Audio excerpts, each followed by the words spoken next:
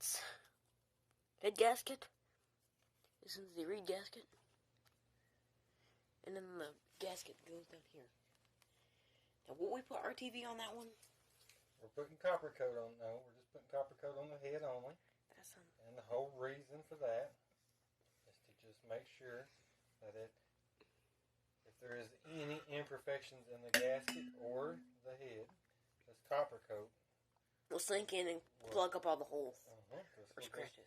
And like I said, it's just such a fine layer.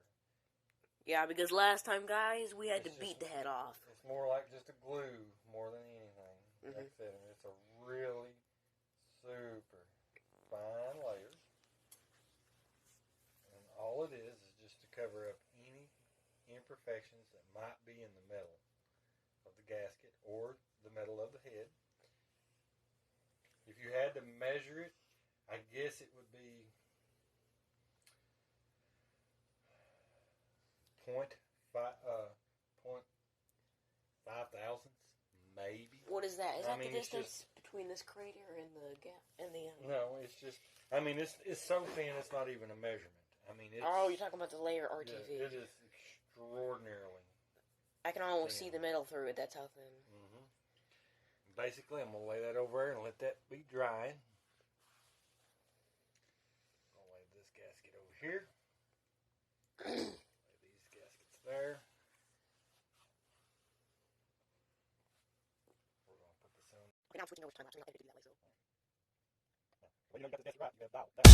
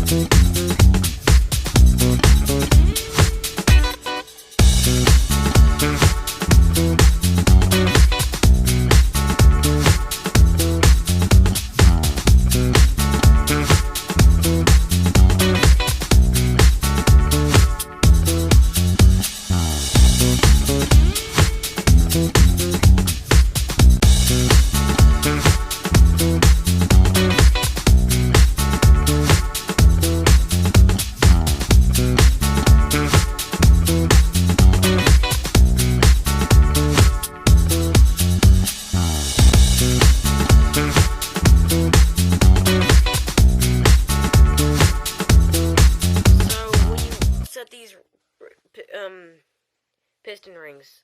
It's so bright. Let me move this away a little bit. That you need to have the piston rings on these little notches. If they go over that and you try and shove something on there like a piston ring clamp, it'll break the ring. So you need to have it like this. You need to have them. All this is for is to make sure that this gap and this gap never line up. Because if they do, then you got massive compression loss. I want to just put a little assembly lube on this. This ain't nothing but some good old two-stroke oil. It's the best thing to use for a two-stroke. If you're going to put any kind of lube, assembly-wise, only use two-stroke oil. That way, you know that whatever lube's in there burns and lubricates as it should anyways. I have seen some people try to use regular engine oil. Engine oil, when it gets hot inside a combustion chamber, will actually carbon or Well, that's no good. brown and kind of sticky. That's no good. Or the red tacky stuff that's like bar oil. It is not made for the inside of the combustion chamber. And two-strokes are just that way. It's made for bearings and things like that. Because a two-stroke. This oil is designed to be burned. To be burned and to mix with fuel and that sort of thing. Because a two-stroke works is that the fuel goes in the crank to lubricate everything, but it's gonna come up through the transports to the top end. I'm gonna put just a little bit of assembly lube, two-stroke oil down in the ports for the bearings. Not too much, because when we start it up, it'll be all flooded with oil, and then it might not start very well. Well, I don't mind it being a hard start at first. I just want to make sure that we're well lubed.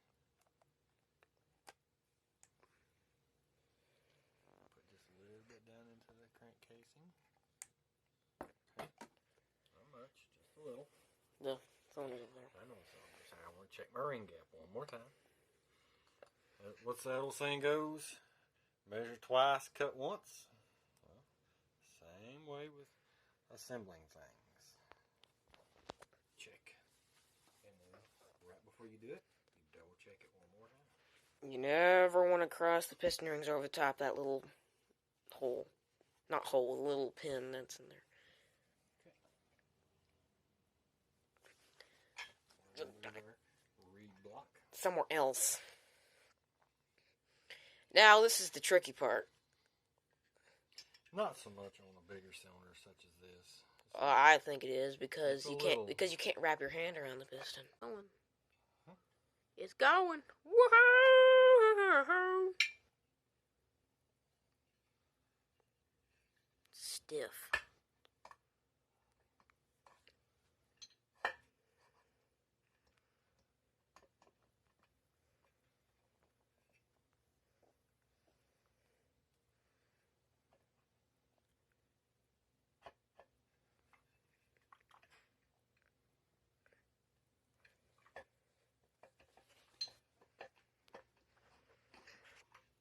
We did it.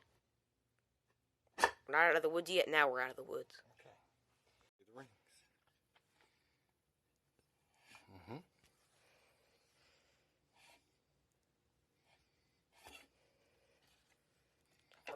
Mm-hmm. It's got the piston rings in. I don't think it actually exposes the piston rings. It does right there at the top if you'll slow down. There we go. I'm going to look on the exhaust side while you do that.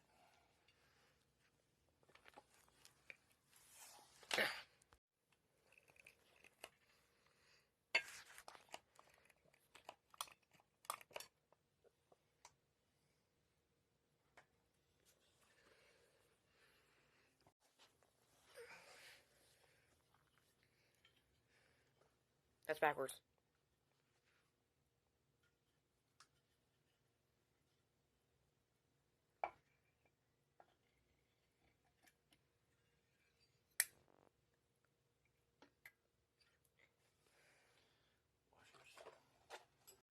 Okay, guys, we got it all back assembled. We got the carb on, the oil-filled carburetor. This thing has so much compression. You can even see the piston in there. It is just so much compression. Also, we have the inside of the engine coated with oil, so it helps with its compression. But it's not even got the pipe on. It's not even got any of that stuff. And the compression is like upending the engine, kind of.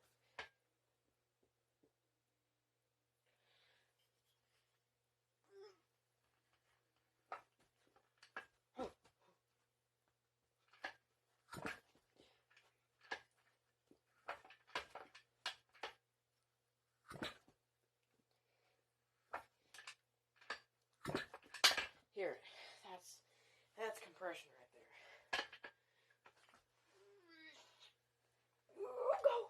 Whoa! She is going to be a ripper.